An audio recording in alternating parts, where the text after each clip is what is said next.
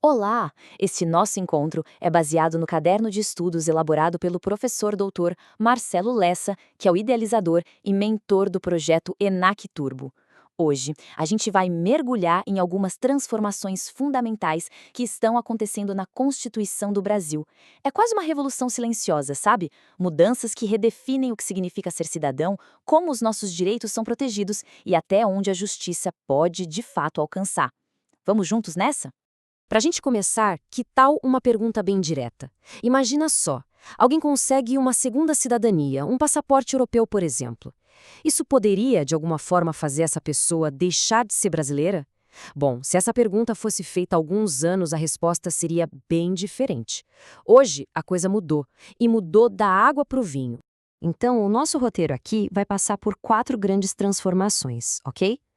Primeiro, vamos entender essa redefinição da cidadania brasileira. Depois, a gente vai ver as novas fronteiras para os direitos coletivos. Em seguida, vamos falar de mudanças que afetam diretamente o patrimônio. E, por fim, uma nova forma de se fazer justiça, que está ganhando cada vez mais força. Beleza? Vamos mergulhar no nosso primeiro ponto, então. A própria definição do que é ser um cidadão brasileiro foi alterada na sua essência. A gente está literalmente inaugurando uma nova fase para quem tem ou para quem sonha em ter mais de uma nacionalidade. Gente, o contraste aqui é brutal. Dá uma olhada. Antes, a regra era quase uma punição. Se alguém adquirisse uma outra nacionalidade por vontade própria, corria um risco seríssimo de perder a brasileira automaticamente. Agora, com a Emenda Constitucional 131 de 2023, a lógica se inverteu completamente. Hoje, ter múltiplas nacionalidades é a norma e a perda se tornou algo muito, mas muito raro. E essa citação, que o professor Lessa destaca, ilustra perfeitamente a mudança de mentalidade. Ter um outro passaporte deixou de ser visto como um ato de traição ao país, sabe? E passou a ser entendido como um ato de afeto. É o reflexo de um mundo cada vez mais globalizado, onde os laços de uma pessoa podem se estender por vários países sem que ela precise anular a sua identidade brasileira. Tá, mas aí fica a dúvida, né? Se ter várias cidadanias agora é a regra, em quais situações extremas alguém ainda pode perder a nacionalidade brasileira? A Constituição agora é muito específica sobre isso, não deixa margem para interpretação. E a resposta está aqui, bem clara. São só dois cenários possíveis.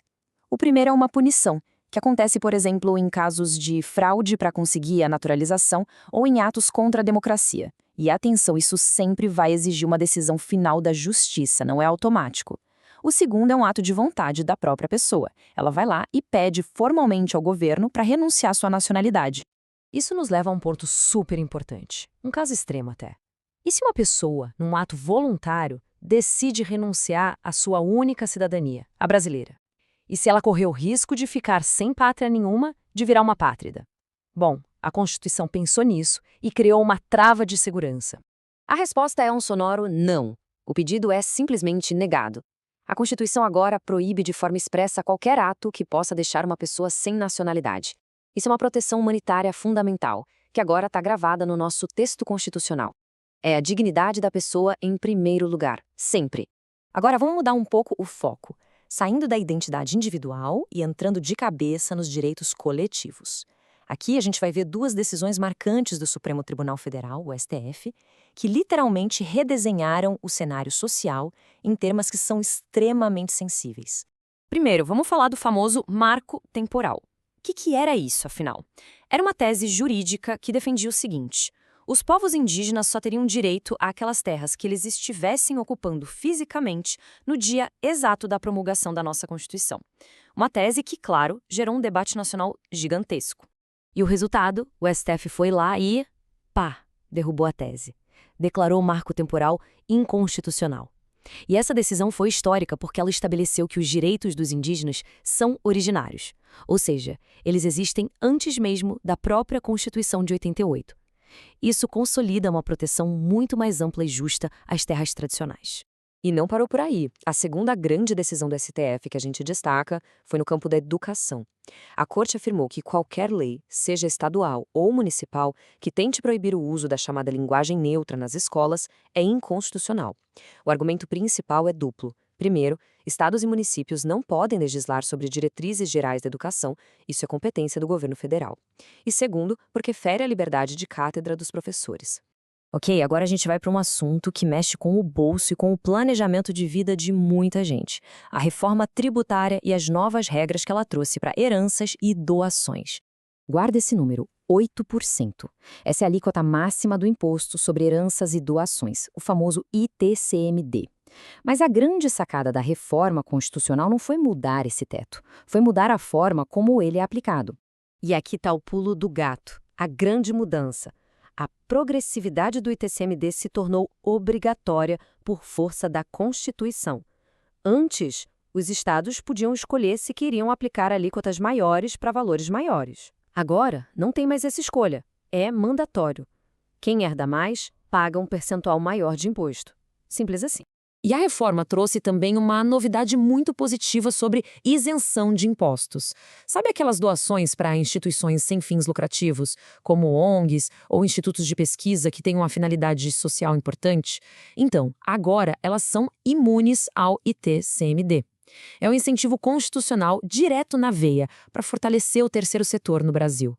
E para fechar, nosso último bloco vai tratar de uma tendência que está mudando a cara da justiça no Brasil: a transferência de poderes e responsabilidades que antes eram só dos tribunais para outras esferas.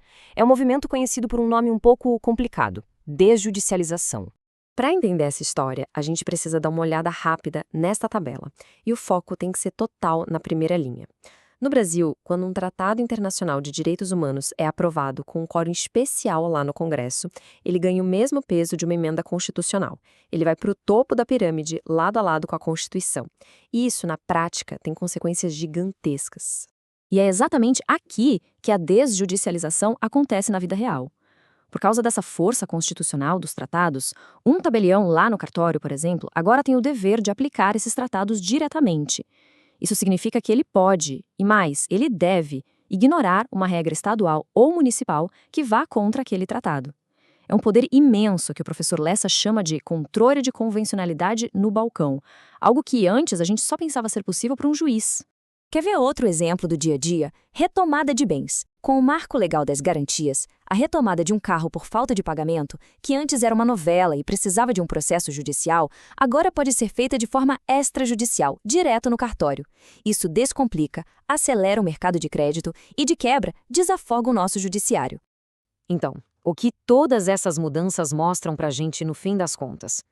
Elas revelam que a nossa Constituição não é um texto antigo e empoeirado numa prateleira. Seja ao redefinir o que é ser brasileiro, proteger direitos coletivos, ajustar a carga tributária ou modernizar a justiça, ela se mostra um sistema vivo, pulsante, em constante adaptação. E é isso que a torna tão fascinante. Este conteúdo foi produzido a partir do material do projeto ENAC Turbo, sob autoria e orientação do professor Dr. Marcelo Lessa. Se esse resumo ajudou nos seus estudos, não esqueça de se inscrever no canal e ativar o sininho das notificações. Assim, o YouTube avisa assim que o próximo material for liberado. Até a próxima!